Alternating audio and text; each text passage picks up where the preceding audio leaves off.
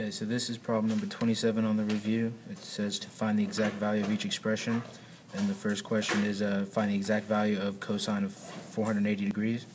But you can split that up into two different values that you understand, that you recognize a little bit better, and those would be cosine of 360 degrees plus the cosine of 120 degrees. Since the cosine of 360 degrees can be 0, so that it just really be the cosine of 120 degrees. So now you would look on your unit circle values if you don't have them memorized, and you'd realize that the y-axis at the top is 90 degrees. So then you'd go 120 degrees, which is right there, which is 2 pi over 3. So you would do the cosine of 2 pi over 3 equals theta. We'll call it theta for this time. If you don't really recognize 2 pi over 3, you can also translate it into cosine of 4 pi over 6. And since you're trying to find the cosine, you can draw the triangle to help, be in the second quadrant. And you should know that your values are your x value, since it's the shorter value, will be the negative 1/2, and because it's in the second quadrant, it's cosine.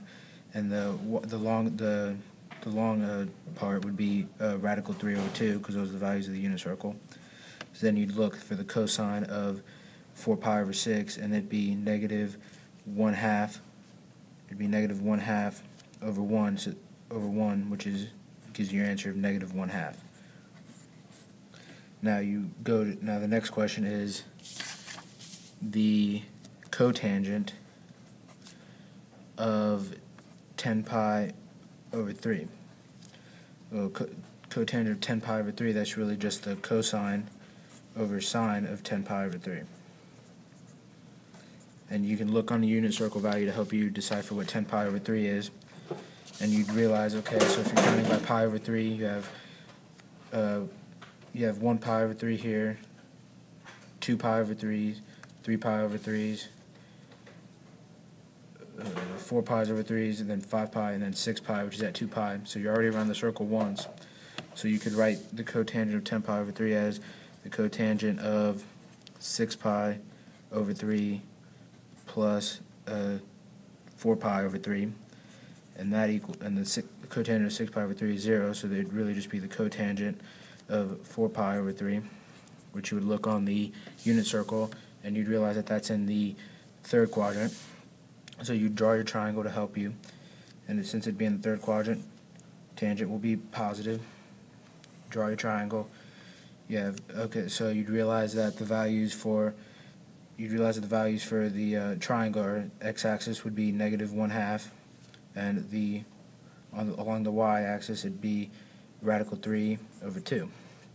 So now since cotangent is actually cosine over sine, you do the cosine of 4 pi over 3 over the sine of 4 pi over 3.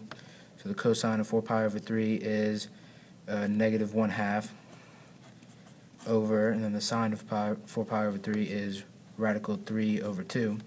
So now you would keep change and flip, so you'd get negative 1/2 times 2 over radical 3, and the 2's would cancel out, so now you have negative 1 over radical 3, and if you simplify it, you'd get negative radical 3 over 3, and that's your answer for B. Now part C, you have the cosecant of 17 pi over 6, and you can translate that also as the cosecant of 12 pi over 6 plus the cosecant of 5 pi over 6. So the 12 pi over 6 would cancel out, so it's the cosecant of just 5 pi over 6 because it's in the same position. So then you'd look on your unit circle and you'd count pi over 6's. You have 1 here, 2, 3, 4, 5. So then here's 5 pi over 6. It's in the second quadrant. So you could draw your triangle to help you if you need it.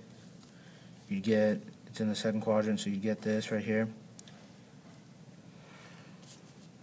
And the x-axis would be the long side, so that'd be radical 3 over 2, or negative radical 3 over 2.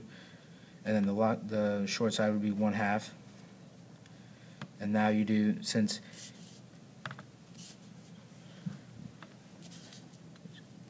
Now you do the since the cosecant is the inverse of sine, you do the sine of 5 pi over 6, and you'd get the sine of 5 pi over 6 equals 1/2. So now that you need the cosecant, you would just flip the answer, so the cosecant of 5 pi over 6 would equal 2, and that's your answer.